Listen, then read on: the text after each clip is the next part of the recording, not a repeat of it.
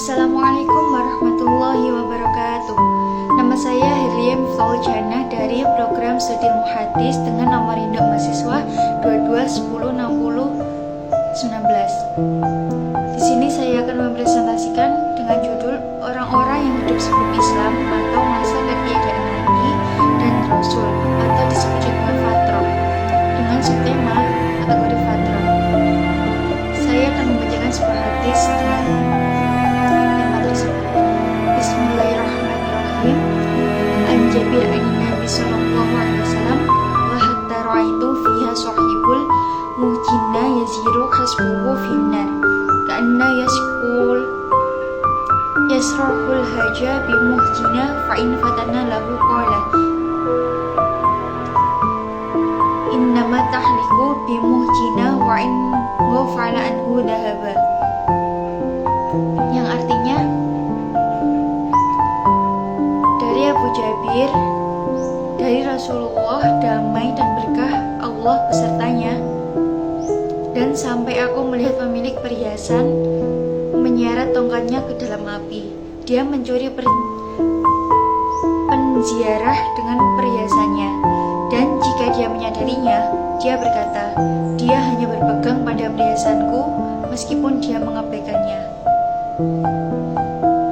Diriwayatkan oleh Muslim. Saya akan menjelaskan tentang hadis tersebut, yaitu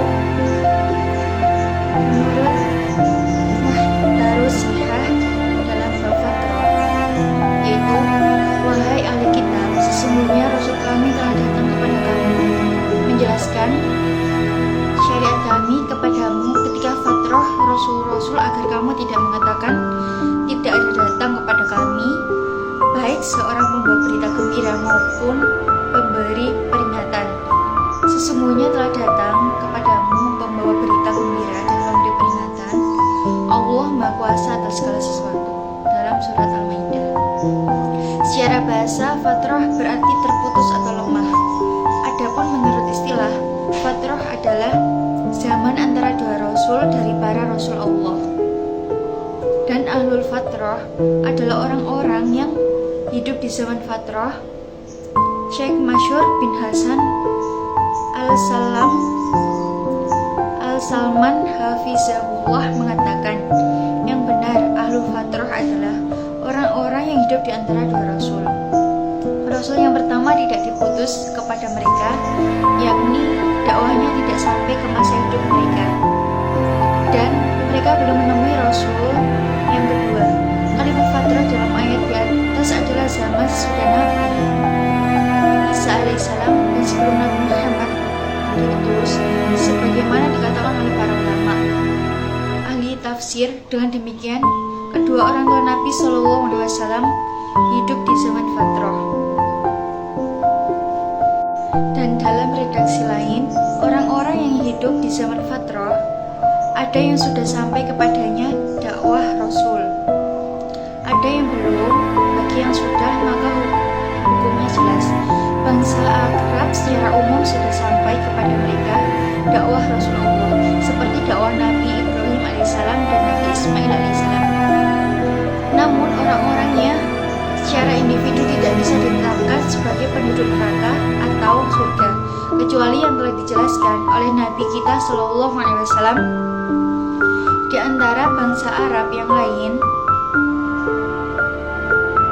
yang hidup di zaman fatrah, ada yang sudah sampai kepadanya berdakwah lalu bertauhid dan tidak membuat syirik, maka dia pasti selamat, seperti Qais bin Saidah, Said bin Amr ibnu Nufail, Waraqah bin Naufal, dan lainnya yang disebut dalam nas-nas yang sahih bahwa mereka ini meninggal dalam keadaan bertauhid. Sedangkan orang yang sudah sampai kepada dakwah beliau tetapi tidak bertauhid, bahkan berbuat syirik, maka mereka pasti celaka, seperti Amr bin Luhai al-Huzai, Abdullah bin Sud'an, pemilik tongkat bengkok, yang mencuri barang-barang jamaah haji kedua orang tua Nabi Shallallahu Alaihi Wasallam, dan lainnya yang telah diberitakan